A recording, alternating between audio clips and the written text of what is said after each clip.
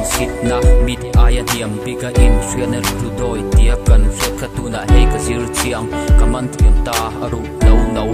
suaka anti moka dom ka ti zo chu kong ka lung lama chuakin an tola som dola thule la adong lo kan puyan nule pa te fuina oka no pang te pa din mut malam pa nang ngam lo atim ta chau hina thua tum singa mit chuan ti yen an kawa tim fa chuna tunge kan di han ring la ke ma atim zinga thu kha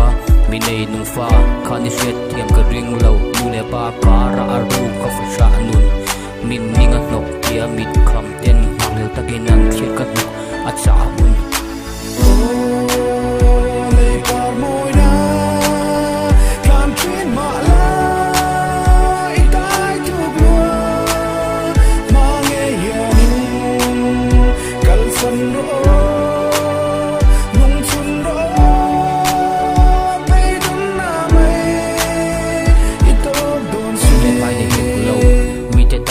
na tlena harsa aparat lan tin khovel na ten na tana kongan kharta mi te mu lawa luang chuak thin lung trap chak lo na lan tir tu mit tuitla le lung mai na chir du ne na in chepia hi na thlang big lo tam toy fanga in hi azia harsak na roma thian tha an tril mia chu fanga lom da thlang nen anin bia phzia akom thei to aril ru na rawa kai to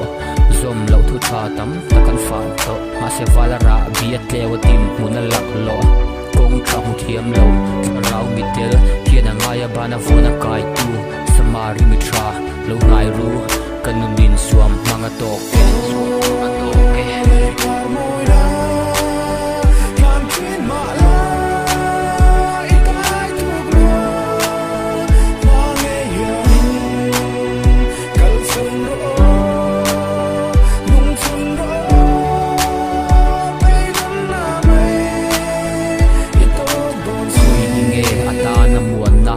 anun in chung atanga huata wanga hauna o ka pa ka tong lo no pangina wang lai la kot thler nun atong chau